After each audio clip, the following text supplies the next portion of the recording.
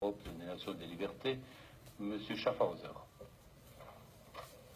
Je voudrais d'abord remercier mes collègues, une fois n'est pas coutume, pour leur pertinence sur l'analyse du Congo et plus particulièrement M. Pittella. C'est un pays que j'aime beaucoup. J'ai moi-même été auprès du vice-président dans la période de transition, Zaïdine Goma, et j'ai suivi cette transition en étant un des acteurs. La difficulté du Congo RDC, c'est sa richesse.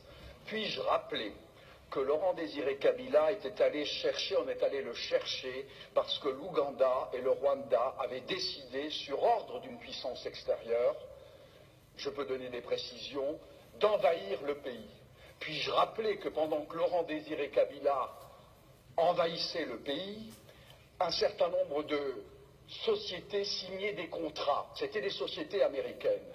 Puis-je aussi rappeler que lorsque Laurent Désiré Kabila se retourna en étant un patriote pour son pays, on décida, ici à Bruxelles, j'ai eu l'information, je peux dire de qui il est décédé depuis, son élimination, et qu'on est allé à Washington chercher également l'ordre, et il fut éliminé 15 jours après. Et puis-je rappeler qu'on est allé chercher alors Joseph Kabila en se disant, ce jeune, on le manipulerait parce qu'il n'était pas...